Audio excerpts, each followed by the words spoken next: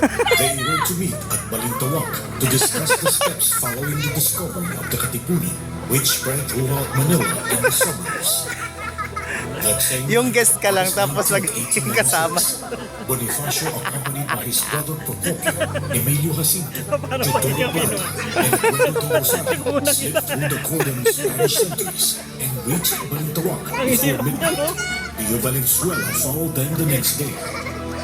On the 21st, Bonifacio changed the Katipunan code because the Spanish authorities had already deciphered it. In the afternoon of the same day, the rebels Hala, si Jose Rizal nawala. Huwag kang mag-alala, Oriang. Lalaban tayo! gave them food and shelter. In the afternoon of August 22nd, they proceeded to Pugadlaw. August 23rd, 1896, in the yard of one in Tapos ko ng ating paghanda na ang lahat para sa nalalapit na pakipaglaban. Ngunit bakit nandito pa kayo? Lubang mapanganib ang laban ng ito, umalis na kayo. Sige na!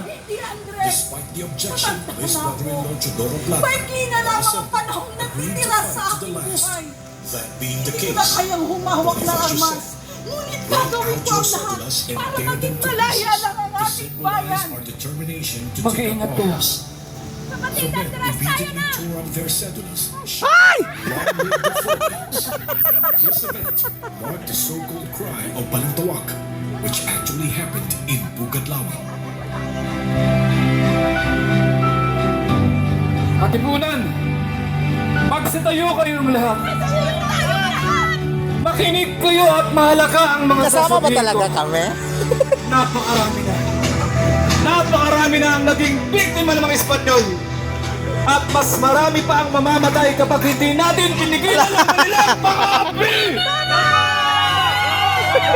Isusong natin ang ating mga buhay sa panganib sa labanang ito para sa ating kalayaan! Walang pipikulag. Wala ka. Tayang magsusumikaw at naghahanap ng liwanag na kinabukasan. Ilang araw mula ngayon, sa gabi ng 29, ay sisimulan na natin ang revolusyon! Ilabas ninyo ang inyong mga sedula! O yung sedula. Pagmasdan ninyo! Ala.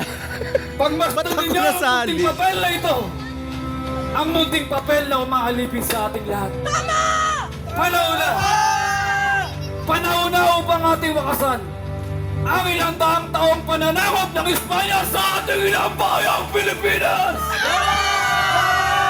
Katipunan! Kulang man tayo sa mga sandata. Mas malakas man ang baril at kanyo ng mga Kastila, ay mas malakas pa rin ang alingaungaw ng ating mga sigaw! Kay haba man ang ating lalakbayin, ilang tag-araw man ang dumating, at kahit ilang libong tagulan man ang sumapit, hindi tayo titigil. Lalaban tayo! Lalaban tayo! Hindi tayo magpapalupig. Tayo ang magtatagumpay dahil tayo ang tunay na mga anak ng bayan!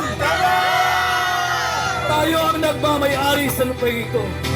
Sa atin ang bayan ito.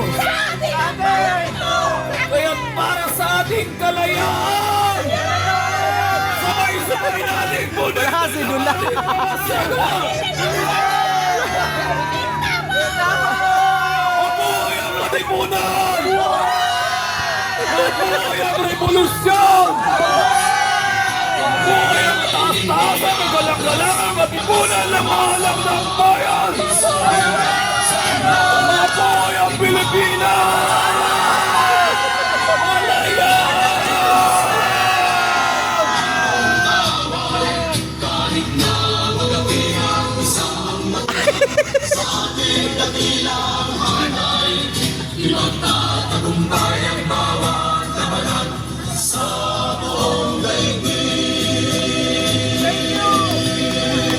Sugar!